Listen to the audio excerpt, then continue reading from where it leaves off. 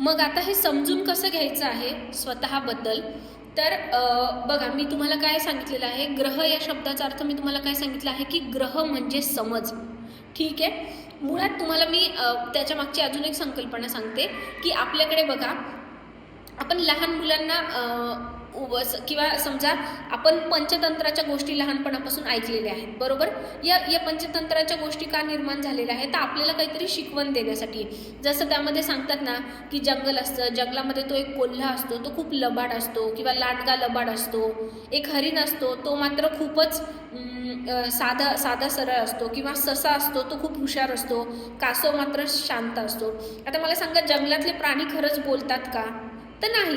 पण आपल्याला समजावं म्हणून तिथे त्या प्राण्यांची संकल्पना वापरलेली आहे ना. त्याला आपण सिम्बॉलिझम म्हणतो किंवा रूपक असं म्हणतो, की आपल्याला प्राण्यांचं रूपक वापरून गोष्टी समजावल्या जातात किंवा काहीतरी उपदेश देण्याचा प्रयत्न बोधकथांमध्ये केला जातो. ठीक आहे. ही ग्रहांची संकल्पना पण तशीच आहे की माणसाला त्याचं आयुष्य जगण्यासाठी वेगवेगळ्या स्किल्सची, म्हणजे वेगवेगळ्या कौशल्यांची किंवा वेगवेगळ्या गुणांची आवश्यकता असते. ठीक आहे. परत एकदा सांगते, माणसाला त्याचं आयुष्य जगण्यासाठी आणि जगताना त्याच्या आयुष्यात ज्या काही समस्या येतील, अडचण येतील, त्या दूर करण्यासाठी आणि त्याचं आयुष्य छान होण्यासाठी, त्याला सगळं काही प्राप्त करण्यासाठी त्याच्यामध्ये वेगवेगळ्या प्रकारचे स्किल्स किंवा कौशल्य असण्याची गरज आहे. आणि मग हे ग्रह म्हणजे काय आहे, तर हे जे कौशल्य किंवा हे जे विविध गुण आहेत ना, ते गुण आपल्याला आपल्या भारतीय शास्त्रकारांनी या ग्रहांच्या माध्यमातून समजावून सांगितलेले आहेत. ठीक आहे.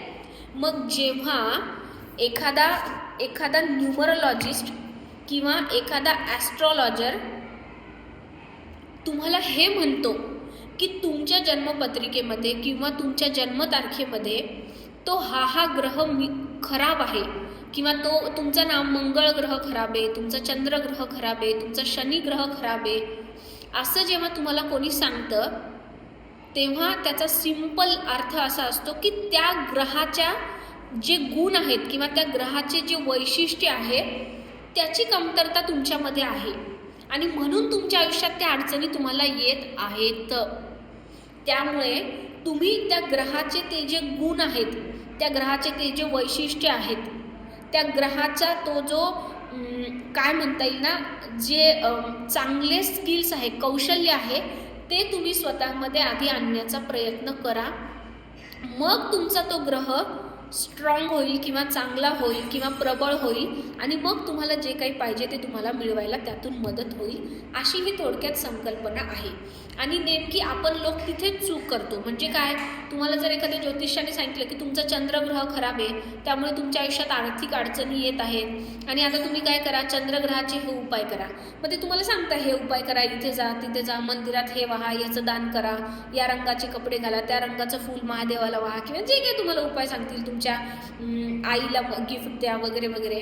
तर हे जे काही उपाय ते तुम्हाला सांगतात ना, त्याच्या मागची संकल्पना आधी तुम्ही समजून घ्या की चंद्रग्रहाला प्रसन्न करायचं आहे म्हणजे काय करायचं आहे, सूर्याला प्रसन्न करायचं आहे म्हणजे काय आहे, किंवा मग माझा मंगळ ग्रह खराब आहे म्हणजे नक्की काय खराब आहे, माझ्यामध्ये काय कमतरता आहे त्याच्यामुळे आहे, हे तुम्ही जोपर्यंत समजून घेणार नाही, म्हणजे जोपर्यंत तुम्ही स्वतःचा अभ्यास करणार नाही, स्वतःला समजून घेणार नाही, तोपर्यंत तुमच्या आयुष्यातल्या समस्येवर तुम्हाला उपाय मिळणार नाही. ठीक आहे. हे समजून घ्या.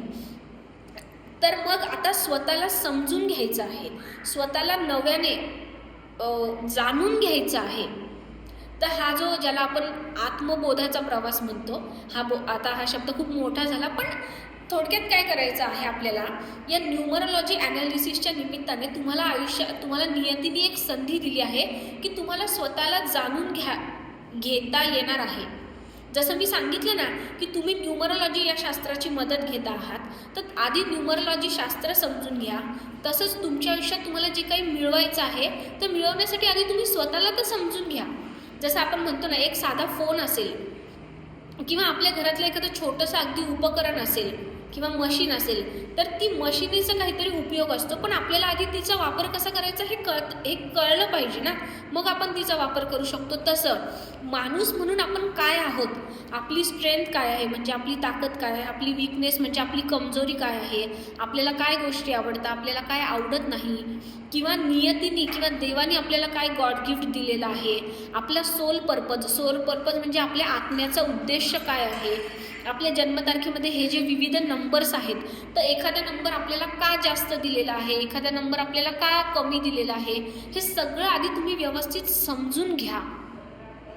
ठीक आहे, म्हणजे तुम्हाला स्वतःला समजायला मदत होईल आणि मग तुमच्या आयुष्यातले जे काही प्रॉब्लेम आहे, समस्या आहे, ते दूर करायला त्यातून तुम्हाला मदत होईल. ठीक आहे. त्याच्यानंतर एक अत्यंत महत्त्वाची गोष्ट की काय असतं ना, माणसाचं जे आता मी जसं सांगते की तुम्हाला स्वतःचा शोध घ्यायचा आहे किंवा स्वतःला नव्याने जाणून घ्यायचं आहे, तर त्यासाठी तुम्हाला काय करावं लागणार आहे, या 9 ग्रहांना समजून घ्यावं लागणार आहे. आणि आता हे 9 ग्रह जेव्हा तुम्ही समजून घेताल की समजा एक म्हणजे एक नंबर हा सूर्यग्रहाचा आहे, मग सूर्यग्रह अशा क्वालिटीचा आहे, असा आहे, मग ते तुम्हाला सूर्याबद्दल कळलं, चंद्राबद्दल कळलं, सगळ्या ग्रहांबद्दल कळलं.